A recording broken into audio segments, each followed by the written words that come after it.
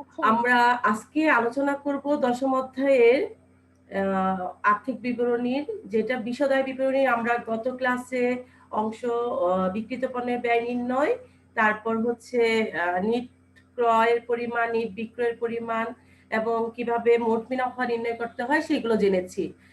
তোমাদের কাছে নিশ্চয়ই বই আছে। আমি একটু দেখো, আয় ব্যয়ের কিছু তালিকা দেওয়া আছে আমাদের পাঠ্য বইয়ে, সেগুলো একটু লক্ষ্য করো। কারণ আমরা আজকে বিশদ বিবরণী করব, তো সেইখানে পরিচালন আয়, পরিচালন ব্যয় কিংবা অন্যান্য আয় ব্যয়গুলো কি কি এক নজরে একটু দেখে নাও। তোমরা কি দেখতে পাচ্ছ মেয়েরা? জি মিস। আচ্ছা, দেখো এখানে হচ্ছে পরিচালনা আয়। ব্যবসায় পরিচালন করতে গিয়ে যে আয়গুলো হবে, পণ্য বিক্রয়, সেবা আয়। সেবা আয়টা হচ্ছে সাধারণত অব্যবসায়ী প্রতিষ্ঠানের ক্ষেত্রে। তারপর হচ্ছে অন্যান্য আয়। দেখো ব্যাংক আমানতের সুদ। অন্যান্য আয় হচ্ছে যেটা তোমার প্রত্যক্ষভাবে উদ্দেশ্য না, তোমার এই আয়টা ব্যবসা থেকে আসার মানে মূল উদ্দেশ্যটা কি, বিক্রয় করবে তারপর তোমার আয় হবে, এটাই হচ্ছে তোমার মূল উদ্দেশ্য। এছাড়া অন্যান্য যে খাতগুলোতে আয় হয়ে থাকে, সে আয়গুলো সাধারণত ব্যাংকে টাকা জমা রাখলে সেখান থেকে যখন সুদ পাওয়া যাবে সেটা অন্যান্য আয়ের অন্তর্ভুক্ত। তারপর দেখো প্রাপ্ত লভ্যাংশ। প্রাপ্ত লভ্যাংশ বলতে হচ্ছে আমরা যদি শেয়ারে বিনিয়োগ করি তাহলে সেখানে যে লভ্যাংশটা পাবো সেটা অন্যান্য আয়ের অন্তর্ভুক্ত। ভাড়া আয়। ভাড়া আয় বলতে হচ্ছে উপভাড়া। অনেক সময় যদি তুমি একটা দোকান ভাড়া নিয়েছো, সেটা তোমার জন্য খরচ, কিন্তু পুরো দোকানটা তোমার লাগছে না। ধরো 4 ভাগে 3 ভাগ তোমার প্রয়োজন মিটাচ্ছ, আর 1 ভাগ তুমি ভাড়া দিয়ে দিয়েছো। সেখান থেকে যে আয়টা হবে সেটা হচ্ছে তোমার অন্যান্য আয়ের অন্তর্ভুক্ত। পাশাপাশি দেখো কমিশন আয় কিংবা প্রাপ্ত কমিশন।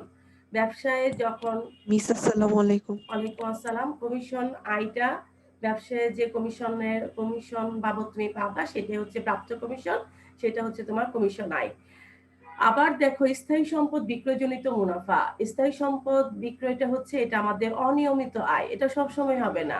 পুরনো কোনো সম্পদ বিক্রি করব, সেই বিক্রয়কৃত যে অর্থটা পাবো সেটা হচ্ছে আমার অন্যান্য আয়ের অন্তর্ভুক্ত। তারপর দেখো প্রাপ্ত বার্তা। কেউ কি বলতে পারবে এই প্রাপ্ত বার্তাটা কি? আমরা বার্তা 2 ধরনের জেনেছি, তাই না? বলো তো 2 ধরনের বার্তা কি, কেউ বলতে পারবে? মিস কারবারি বার্তা, নগদ বার্তা। হ্যাঁ, এখানে প্রাপ্ত বার্তাটা তাহলে কি বার্তা? কারবারি বার্তা না, এখানে প্রাপ্ত বার্তাটা হচ্ছে নগদ বার্তা। দেনাদারের কাছ মিস আমি আপনার কথা শুনতে পারতেছি না। দেনাদার কিংবা পাওনাদারের টাকা। এখন শুনতে পাচ্ছ?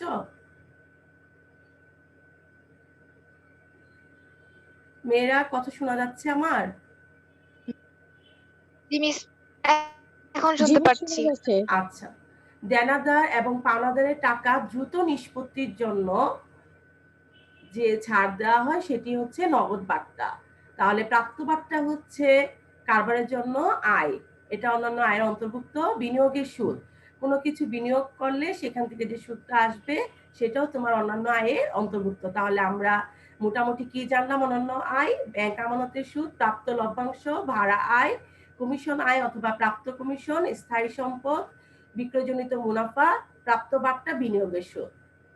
বিক্রিত পণ্যের ব্যয় আমরা গত ক্লাসে আলোচনা করেছিলাম। সেখানে আমরা প্রারম্ভিক মজুত পণ্য, পণ্য ক্রয়, ক্রয় পরিবহন, আমদানি শুল্ক, জাহাজ ভাড়া, ডক চার্জ, এই সব কয়টা লেনদেন এর সাহায্যে আমরা বিক্রিত পণ্যের ব্যয় নির্ণয় করেছিলাম। ঠিক তো? গত ক্লাসে মনে আছে তোমাদের? আচ্ছা, তাহলে এখন দেখো পরিচালন ব্যয়। কারবার পরিচালনা করতে গিয়ে যে ব্যয় হবে সেগুলোই হচ্ছে পরিচালন ব্যয়। সাধারণত কি হতে পারে? বেতন ও ভাতা। কর্মচারী বলো, তোমার বেতনভুক্ত কর্মকর্তা বলো, যাই বলো, তাদেরকে কি দিতে হয়? বেতন ও ভাতা দিতে হয়। ভ্রমণ ও যাতায়াত খরচ, প্রশিক্ষণ ভাতা, ছাপা মণিহারি, ডাক ও তার খরচ, এরকম এই যে খরচগুলো আছে, তোমরা এই খরচগুলো ভালোভাবে একটু মানে মনে রাখার চেষ্টা করবে এবং জানবে যে কোনগুলো পরিচালন ব্যয়। আর দেখো এখানে আছে কি অন্যান্য ব্যয়।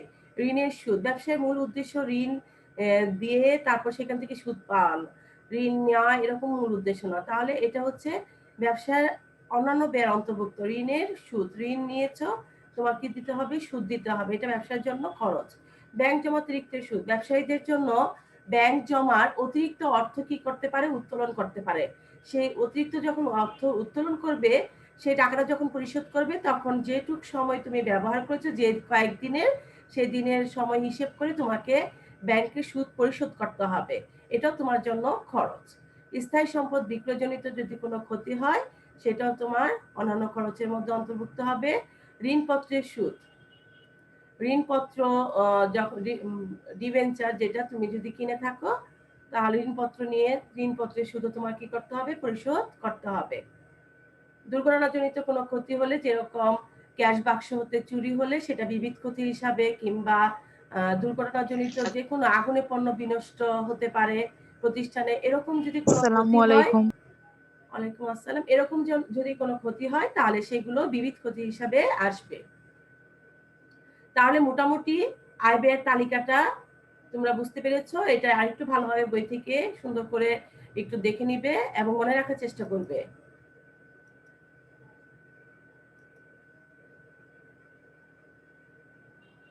কি এই ছকটার সাথে কি তোমরা পরিচিত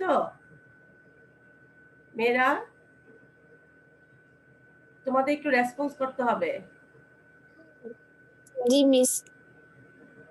গত ক্লাসে আমরা এটা করেছি, তাই তো?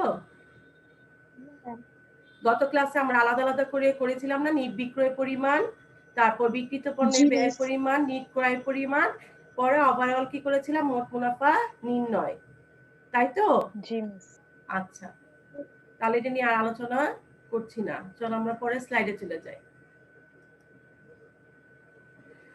আজকে আমরা যে অঙ্কটা করব এই ছকটির আলোকে, দেখো এখানে কি আছে?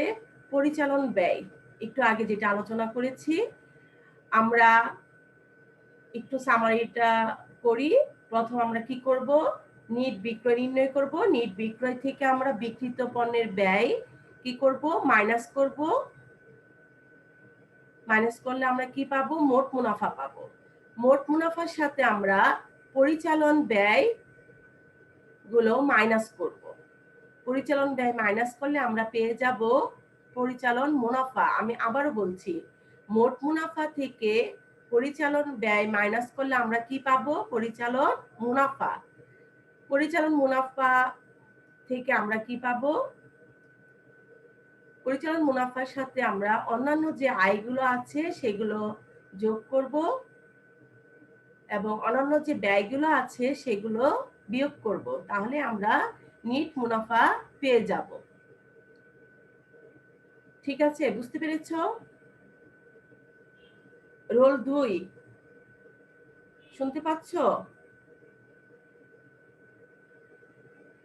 রোল 2 শুনতে পাচ্ছ?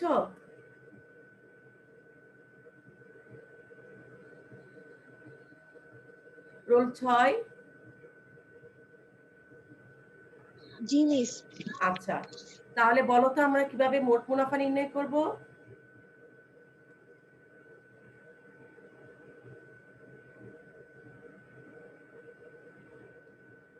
কেউ মানে যারা প্রেজেন্ট আছে তাদের মধ্যে কেউ বলতে পারবে মোট মুনাফা কিভাবে নির্ণয় করব? আমি একটু আগে বলেছি। আচ্ছা ঠিক আছে, আমি আবার বলছি। প্রথম আমরা নিট বিক্রয় নির্ণয় করব। নিট বিক্রয় নির্ণয় করার পর বিক্রিত পণ্যের ব্যয় মাইনাস করব। বিক্রিত পণ্যের ব্যয় মাইনাস করলে মোট মুনাফা পেয়ে যাব। নিট বিক্রয় থেকে বিক্রিত পণ্যের ব্যয় মাইনাস করলে আমরা মোট মুনাফা পেয়ে যাব।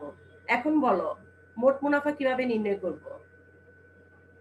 নিট বিক্রয় থেকে বিক্রিত পণ্যের ব্যয় মাইনাস করলে মোট মুনাফা পাওয়া যায়।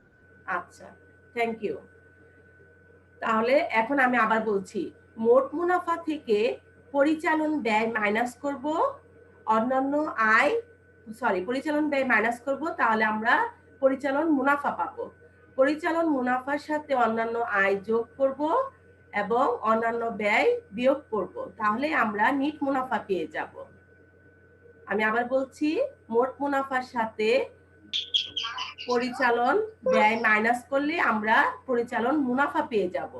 পরিচালন মুনাফার সাথে আয় যোগ করব, অন্যান্য আয়গুলো, এবং অন্যান্য ব্যয়গুলো বিয়োগ করব, তাহলে আমরা নিট মুনাফা পেয়ে যাব। এখন বলো আমরা কিভাবে পরিচালন মুনাফা পাবো?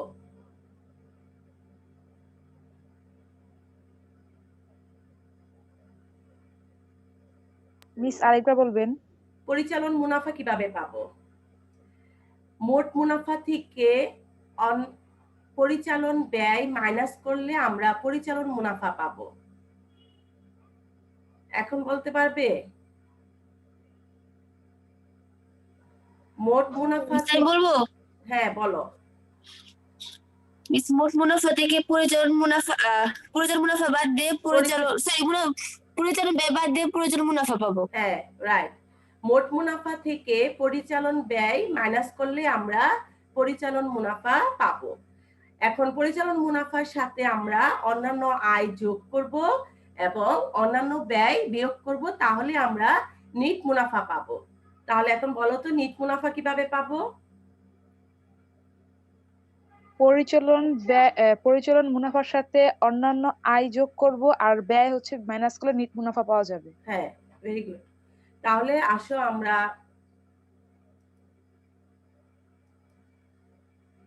দুই নম্বর অঙ্কটি দেখি। দেখো আমাদের সৃজনশীলে 2 নাম্বার কোশ্চেন আছে। আমরা সৃজনশীল 1 নাম্বার তোমাদের উদাহরণ থেকেও বাড়ি কাজ দেইনি গত ক্লাসে। আজকেও আমি সৃজনশীল 1 নাম্বারটা করছি না। এটি হচ্ছে অব্যবসায়ী প্রতিষ্ঠানের, আমরা এটা পরে অঙ্কটা করাবো। আগে আমরা ব্যবসায়ী প্রতিষ্ঠানের গুলো করে নিব। এই জন্য দেখো রিমঝিম এন্টারপ্রাইজের 2 নাম্বার কোশ্চেনটা দেখো। রিমঝিম এন্টারপ্রাইজে 2017 সালের 31 ডিসেম্বর তারিখের কতিপয় খতিয়ান উদ্বৃত্ত ও প্রয়োজনীয় সমন্বয় দেওয়া আছে। প্রশ্নটা রোল 30 একটু পড়ো। রোল 30। মিস মানে যেটা হ্যাঁ। আছে মানে হ্যাঁ, হ্যাঁ। সেটাই কি পড়বো? হ্যাঁ যেটি আছে স্লাইডে সেটি পড়ো। রিমঝিম এন্টারপ্রাইজে 2017 সালের 31 ডিসেম্বর তারিখে কতিপয় খতিয়ান উদ্ধৃত ও প্রয়োজনীয় সমন্বয়সমূহ নিম্নরূপ। হিসাবের নাম প্রারম্ভিক মজুত পণ্য, ক্রয় ও বিক্রয়, তারপর আত্মপরিবহন, প্রারম্ভিক মজুত পণ্য 30,000 টাকা, ক্রয় 2,90,000 টাকা, এভাবে বলো। প্রারম্ভিক মজুত পণ্য 30,000, হ্যাঁ। তারপর ক্রয় ও বিক্রয় 2,90,000, তারপর হলো 4,20,000, তারপর আন্তঃফেরত হলো 6,000, আন্তঃপরিবহন তারপরে হচ্ছে 6,000। দেখো ফেরত 6,000 দেখো ডেবিট দিকে যে 12,000 টাকা ফেরত, এটা কি ফেরত বলতে পারবে? এটা কি ফেরত? হ্যাঁ ক্রয় ফেরত। বিক্রয় ফেরত। কে বলেছ? আমি বিক্রয় ফেরত। হ্যাঁ দেখো ফেরত দেখো দুইটা আছে, একটা ডেবিট দিকে টাকা আছে 12,000 আর একটি ক্রেডিট দিকে টাকা আছে 5,000। তার মানে হচ্ছে ডেবিট দিকে যেটি আছে সেটি হচ্ছে বিক্রয় ফেরত। কারণ যখন পণ্য বিক্রয়কৃত পণ্য ফেরত আসে তখন জাবেদাটা কি হয়? তখন জাবেদাটা হয় বিক্রয় ফেরত হিসাব ডেবিট, দেনাদার হিসাব ক্রেডিট। তাহলে বিক্রয় ফেরত এই জন্য কি হচ্ছে? ডেবিট। আর যখন ক্রয় ফেরত দেওয়া হয় তখন কি হয়? ক্রয় ফেরত হিসাব ক্রেডিট হয়ে যায়, পাওনাদার হিসাব তখন কি হয়ে যায়? ডেবিট হয়ে যায়। এই জন্য ক্রয় ফেরত হিসাব কি? ক্রেডিট। দেখো ক্রেডিট দিকে টাকা 5,000, তাহলে এই ফেরতটা ডেবিট দিকে হচ্ছে বিক্রয় ফেরতের পরিমাণ, ক্রেডিট দিকে হচ্ছে ক্রয় ফেরতের পরিমাণ। আচ্ছা তারপর দেখো বেতন 9 মাসের। মেয়েরা খেয়াল করো, এরকম ব্র্যাকেটে যখন উল্লেখ করা থাকবে 9 মাসের কিংবা 10 মাসের কিংবা 8 মাসে, এরকম যদি দেওয়া থাকে, আমাদের হিসাবকাল হচ্ছে 1 বছর। হিসাবকাল কত? আমাদের হ্যাঁ এই গত বছরে আমি ইউটিউবে তোমাদের এই নীতিগুলো আপলোড করেছিলাম, তোমরা একটু নীতিগুলোর ক্লাসটা দেখে নিও। সেখানে আছে হিসাবকাল ধারণা নীতি, সেটি হচ্ছে 1 বছর। তাহলে এখানে 9 মাস, তাহলে আমরা জানি 12 মাসে যেহেতু 1 বছর, তার মানে এটা 9 মাসে 54,000 টাকা বেতন দেওয়া হয়েছে। তার মানে এখনো 3 মাসের বেতন আমরা কি করিনি? পরিশোধ করিনি, তাই তো? সবাই বুঝতে পারছো? জি মিস। এই কথা দ্বারা তাই বোঝাচ্ছে বেতন ব্র্যাকেটে 9 মাসে, তার মানে এখানে বোঝানো হচ্ছে এই যে রেওয়া মিলে 54,000 টাকা, এটা 9 মাসের টাকা তুমি বেতনের টাকা পরিশোধ করেছো, এখনো 3 মাসের টাকা পরিশোধ করা হয়নি। 3 মাসের টাকা কি রয়েছে তাহলে? বকেয়া রয়েছে। এটা আমরা পরে অঙ্কে 3 মাসের বেতন কিভাবে বকেয়া বের করতে হয় সেটা আমি দেখিয়ে দিব।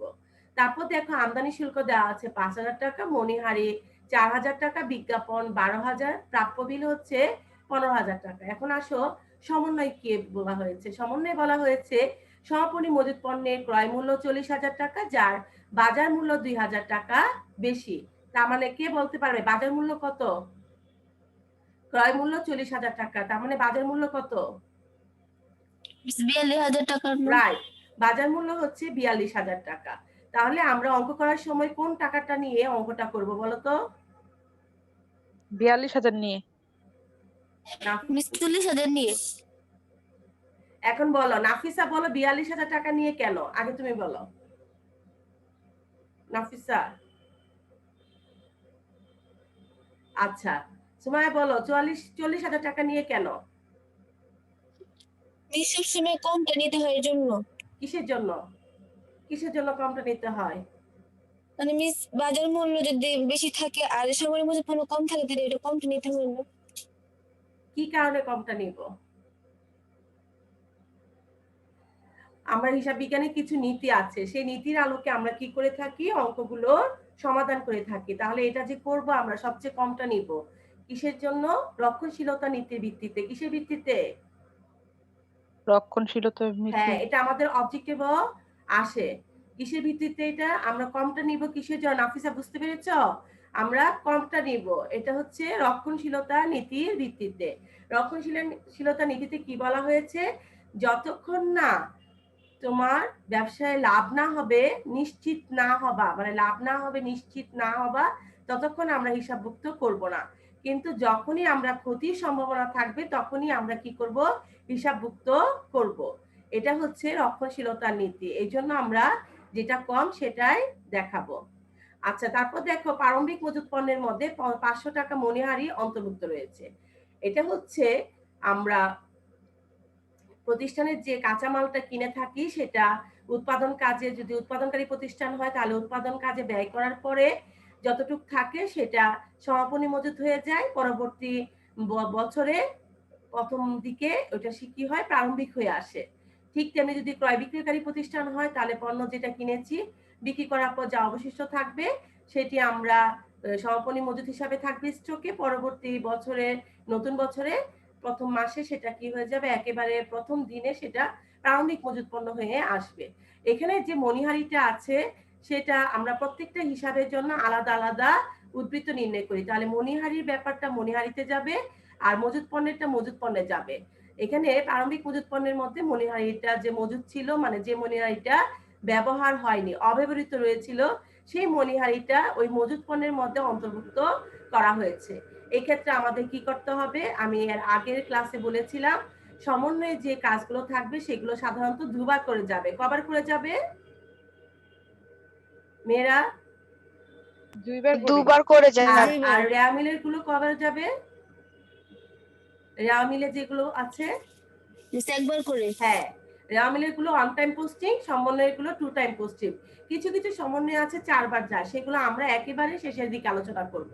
এখন আপাতত জানবো রেওয়া মিলের গুলো ওয়ান টাইম পোস্টিং এবং সমন্বয়ের গুলো টু টাইম পোস্টিং। তাহলে প্রারম্ভিক মজুত পণ্যের সাথে মণিহারিটা যেহেতু অন্তর্ভুক্ত আছে আমরা কি করব? মজুত পণ্য থেকে মাইনাস করে দিব, মণিহারির সাথে যোগ করব। বুঝতে পেরেছো মেয়েরা? জি যেহেতু মিস। মণিহারি আলাদা একটা হিসাব, তাহলে মজুত পণ্যের সাথে অন্তর্ভুক্ত রয়েছে, তাহলে অন্তর্ভুক্ত যেহেতু হচ্ছে তাহলে এখন আমাদের কি করতে হবে? মাইনাস করতে হবে। আর মণিহারিটা যেহেতু এখানে অন্তর্ভুক্ত করেছিলাম, এখন এখানে কি করব? আমরা মণিহারির সাথে প্লাস করে দিব। 3 নম্বর সমন্বয় দেখো, সম্ভাব্য ক্রেতাদের মাঝে 6,000 টাকা পণ্য বিনামূল্যে বিতরণ করা হয়েছে যা হিসাবভুক্ত হয়নি। এটা আমরা গত ক্লাসে করেছিলাম। এটা হচ্ছে তাহলে কি হিসাবে অন্তর্ভুক্ত হবে? বিজ্ঞাপন হিসাবে। বিজ্ঞাপন বাবদ পণ্য বিতরণ, এটা ক্রয়ের পরিমাণ কমে যাবে আর বিজ্ঞাপনের পরিমাণ কি হয়ে যাবে? বেড়ে যাবে। পরিবহন খরচ 3,000 টাকা বকেয়া রয়েছে, পক্ষান্তরে শুল্ক 1,000 টাকা অগ্রিম। কোনো কিছু বকেয়া থাকলে সেটা পরিশোধ করতে হবে, তখন আমরা কি করব, যোগ করব। আর কোনো কিছু অগ্রিম হলে আমরা অগ্রিম পরিশোধ করেছি, যেহেতু আমাদের হিসাবকাল 1 বছরের, তাহলে সেটা কি করব, অগ্রিমটা মাইনাস করব। বুঝতে পেরেছো? আমি আবারও বলছি, বকেয়া আমাদের হিসাবকাল নীতি কি, 1 বছর। হিসাবকাল ধারণা নীতি অনুযায়ী যদি আমাদের হিসাব সালটা 1 বছরে হয়, তাহলে যেটা বকেয়া আছে সেটা আমাদের পরিশোধ করতে হবে। সেক্ষেত্রে আমরা কি করব, বকেয়াটা যোগ করব। আর অগ্রিম দিয়ে থাকলে সেটা কি করব, আমরা মাইনাস করব। বুঝতে পেরেছো? তোমরা জি মিস। রেসপন্স না করলে আমি বুঝতে পারবো না। আর যখনই না বুঝবে সাথে সাথে বলবে। এখন দেখো, ক নাম্বার প্রশ্নে কি বলা হয়েছে, নিট বিক্রয়ের পরিমাণ নির্ণয়। এখানে দেখো আমাদের বিক্রয় আছে কত, 4,20,000 টাকা। এখানে আমাদের ফেরত আছে, বিক্রয় ফেরত আছে 12,000 টাকা। রেয়া মিলে আমাদের আর কিছু নেই, সমন্বয় বিক্রয় বাবদ কিছু নেই বলা। তাহলে দেখো আমরা অঙ্কটির সমাধান, তোমরা সবাই একটা ছক টেনে নাও, ছক টেনে নিয়ে অঙ্কটা করো। নিট বিক্রয়ের পরিমাণ নির্ণয়।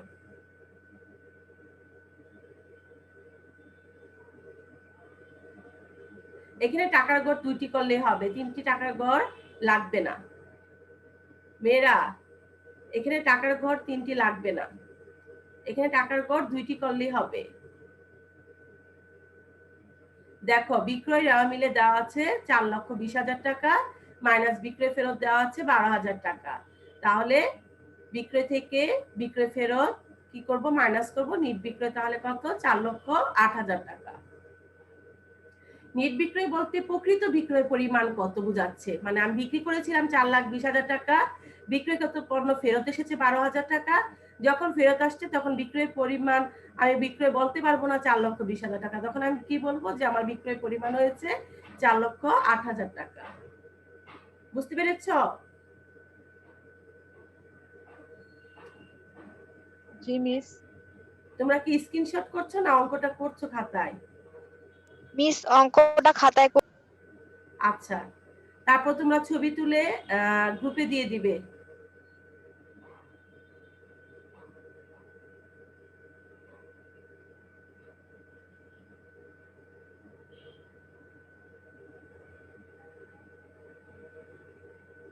অঙ্কটি করা হলে আমরা পরবর্তী স্লাইডে যাব।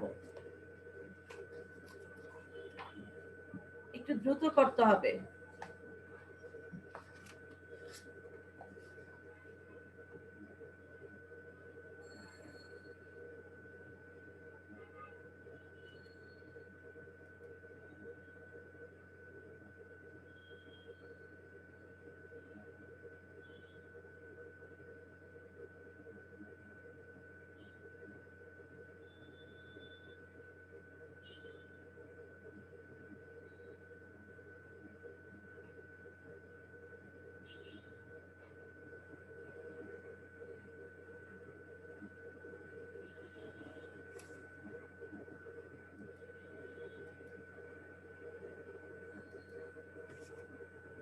আচ্ছা, এখন দেখো 2 এর খ। মেয়েরা, তোমাদের ক নাম্বারটা কমপ্লিট হয়েছে? জি মিস। মিস। জি মিস। একটু দ্রুত করতে হবে। তাহলে দেখো 2 এর ক্ষয় কি বলা হয়েছে, রিমঝিম এন্টারপ্রাইজের বিক্রিত পণ্যের ব্যয়ের পরিমাণ নির্ণয় করতে বলা হয়েছে। বিবরণ, টাকার ঘর 3টি। আমরা বিক্রিত পণ্যের ব্যয় নির্ণয় গত ক্লাসে করেছিলাম। প্রথম আমরা কি লিখবো, প্রারম্ভিক মজুত পণ্য। প্রারম্ভিক মজুত পণ্যের সাথে কোনো কিছু না থাকলে, মানে কোনো যোগ বিয়োগের কাজ যদি না থাকে, তখন আমরা ডিরেক্ট 2 নম্বর কলামে লিখবো। প্রারম্ভিক মজুত পণ্যের টাকাটা আমরা কয় নম্বর কলামে লিখবো, কোনো যোগ বিয়োগের কাজ না থাকলে বলো তো? 2 নম্বর ঘরে লিখবো। হ্যাঁ, 2 নম্বর কলামে লিখবো। এখানে যেহেতু মণিহারি অন্তর্ভুক্ত আছে, এটা প্রারম্ভিক মণিহারি মজুত। প্রারম্ভিক মজুত মণিহারি আমি লিখেছি অব্যবহৃত মণিহারি, তোমরা স্ল্যাশ দিয়ে প্রারম্ভিক মজুত লিখো মণিহারি। তাহলে এই মজুদের সাথে 5,500 টাকা অন্তর্ভুক্ত ছিল, এখন মাইনাস করে দিলাম। দিলে তাহলে আসলে আমার প্রকৃত প্রারম্ভিক মজুত পণ্যের পরিমাণ হচ্ছে 29,500 টাকা। তারপর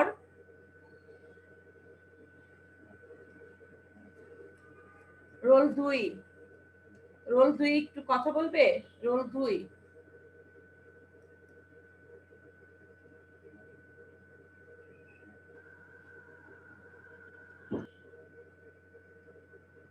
আচ্ছা, মনে হয় মিট করে রেখেছে। রোল 16, জি মিস। সোমায়া হ্যাঁ জি মিস। ক্রয়টা বলো। ক্রয় কত টাকা? 2,90,000। হ্যাঁ, এখানে আমরা দেখো আমাদের প্রশ্নে কি আছে, ক্রয় ফেরত কত টাকা দেওয়া আছে প্রশ্নে?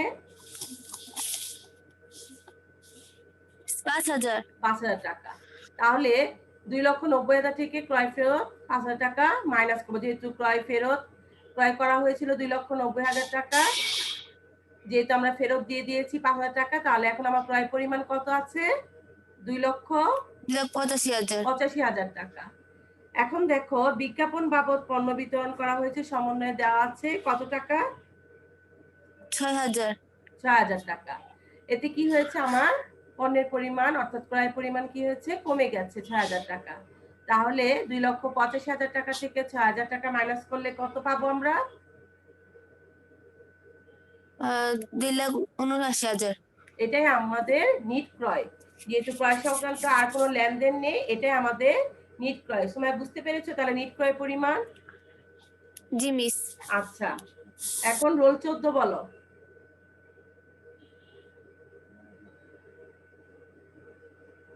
রোল 14, পায়েল।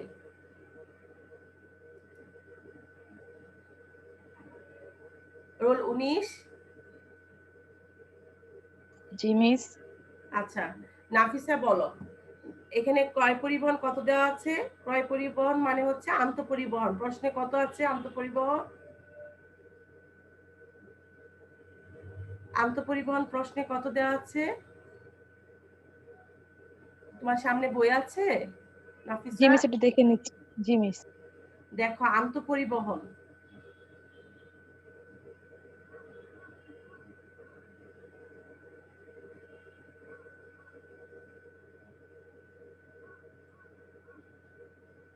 ৳৬,০০০ টাকা।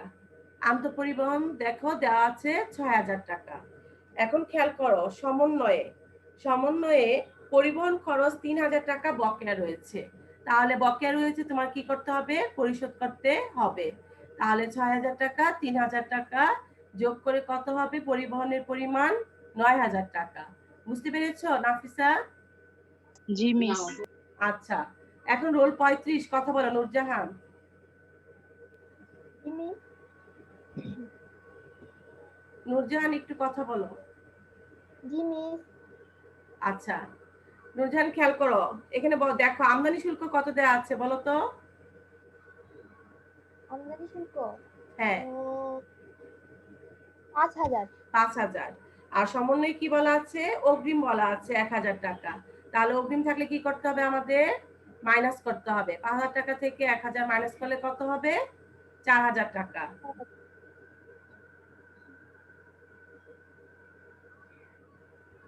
বুঝতে পেরেছো? আমদানি শুল্ক থেকে অগ্রিম শুল্ক মাইনাস করলে পেলাম 4,000 টাকা। নূরজাহান জি মিস। আচ্ছা, তাহলে এখন আমরা প্রারম্ভিক মজুত পণ্যের 29,500 টাকা, নিট ক্রয় হচ্ছে 2,79,000 টাকা এবং প্রত্যক্ষ খরচ যেগুলো আছে ক্রয় পরিবহন 9,000 টাকা, আমদানি শুল্ক পেলাম 4,000 টাকা। এই সবগুলো যোগ করে পেলাম কত? 3,21,500 টাকা। সমাপনী মজুত পণ্য সমন্বয়ে দেওয়া আছে 40,000 টাকা। তাহলে সমাপনী মজুত পণ্য মাইনাস করলে আমরা পাবো কত? 2,81,500 টাকা। এটি হচ্ছে আমাদের বিক্রিত পণ্যের ব্যয়। 2 দাগ দিয়ে ক্লোজ করে দাও।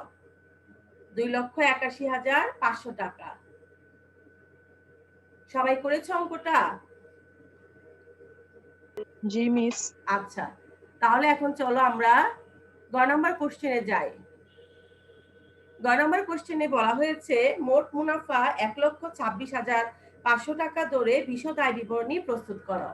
অনেক সময় অঙ্কে আমাদের থাকবে খ নম্বর কোশ্চেনে বলা থাকবে মোট মুনাফা নির্ণয় করো, গ নম্বর কোশ্চেনে বলা থাকবে নিট মুনাফা নির্ণয় করো। এরকম বলা থাকলে আমরা কি করব, তখন যেটা নির্ণয় করে পাবো সেটার আলোকে অঙ্কটা করব। কিন্তু যখন প্রশ্নে দেওয়া থাকবে, প্রশ্নে দেখো মোট মুনাফা দেওয়া আছে, তখন আমরা প্রশ্নে যেটা দেওয়া থাকবে সেটি দিয়ে আমরা অঙ্কটি করব। তাহলে এখানে মোট মুনাফা প্রশ্নে প্রদত্ত দেখো ১,২৬,৫০০ প্রশ্নে দেওয়া আছে। আর তোমরা অঙ্ক করার সময় অবশ্যই ছকটা সঠিকভাবে করার চেষ্টা করবে। দেখো রিম জিম এন্টারপ্রাইজ বিশদ আয় বিবরণী ২০১৭ সালে ৩১ ডিসেম্বর তারিখে সমাপ্ত বছরের জন্য। এখানে মোট মুনাফা থেকে আমরা জেনেছি কি পরিচালন ব্যয় মাইনাস করব। তাহলে পরিচালন ব্যয় কি, প্রদত্ত বারটা আমাদের দেওয়া আছে, রেওয়া মিলে দেখো ৭,০০০ টাকা প্রদত্ত বারটা। বেতন দেখো দেওয়া আছে রেওয়া মিলে ৯ মাসে ৫৪,০০০ টাকা। না বুঝলে জিজ্ঞেস করবে। ৫৪,০০০ টাকা আমাদের ৯ মাসের, তখন ৯ দিয়ে ভাগ করব। সবার সামনে একটু ক্যালকুলেটরটা রাখো, ক্যালকুলেটর রেখে নিজেরা একটু করো। ৯ দিয়ে কি করব, ৫৪,০০০ টাকা ভাগ করব। তাহলে ৫৪,০০০ ভাগ ৯, তাহলে কত হলো ৬,০০০ টাকা। প্রতি মাসে বেতন বাবদ খরচ হচ্ছে কত, ৬,০০০ টাকা। তাহলে ৩ মাসের বকেয়া রয়েছে, তাহলে ৩ দিয়ে কি করব, গুণ করব। ৩ দিয়ে গুণ করে পেলাম কত, ১৮,০০০ টাকা। তাহলে এই ৫৪,০০০ টাকা আর বকেয়া রয়েছে ১৮,০০০ টাকা। ৫৪,০০০ সাথে ১৮,০০০ টাকা বকেয়া বেতন যোগ করে পেলাম কত, ৭২,০০০ টাকা। তাহলে এটাই আমার বেতন বাবদ খরচ হচ্ছে ৭২,০০০ টাকা। মণিহারি দেখো আমাদের রেওয়া মিলে মণিহারি দেওয়া আছে ৪,০০০ টাকা। প্রারম্ভিক মণিহারি যেটা আমি বলেছিলাম যে অব্যবহৃত যে মণিহারিটা রয়েছিল সেটাই প্রারম্ভিক মজুত পণ্যের সাথে অন্তর্ভুক্ত হয়েছিল, সেটাই হচ্ছে আমাদের প্রারম্ভিক মণিহারি। এই মণিহারি যেহেতু আমরা প্রারম্ভিক মজুত পণ্যের সাথে অন্তর্ভুক্ত করেছিলাম, এখানে এটার সাথে অন্তর্ভুক্ত করিনি, তাহলে এখন আমাদের মণিহারির সাথে অন্তর্ভুক্ত করতে হবে। করতে হলে কি করতে হবে, তাহলে যোগ করতে হবে। ৪,০০০ যোগ ৫০০, তাহলে কত পেলাম, ৪,৫০০ টাকা। বিজ্ঞাপন দেখো দেওয়া আছে আমাদের রেওয়া মিলে ১২,০০০ টাকা। সমন্বয়ে দেওয়া আছে বিজ্ঞাপন বাবদ পণ্য বিতরণ ৬,০০০ টাকা। তাহলে বিজ্ঞাপন বাবদ তাহলে কত খরচ হয়েছে, বিজ্ঞাপন বাবদ খরচ হয়েছে ১৮,০০০ টাকা। ৭,০০০, ৭২,০০০, ৪,৫০০, ১৮,০০০ এই টাকাগুলো যোগ করে পেলাম হলো ১,০১,৫০০ টাকা। এটি হচ্ছে আমাদের পরিচালন ব্যয়ের পরিমাণ। তাহলে মোট মুনাফা থেকে পরিচালন ব্যয় মাইনাস করলে আমরা কি পেলাম, পরিচালন মুনাফা ২৫,০০০ টাকা। এতক্ষণ আমি যা বলেছি সবাই বুঝতে পেরেছো? জি মিস। এইটুকু নিয়ে কার কোনো সমস্যা নেই?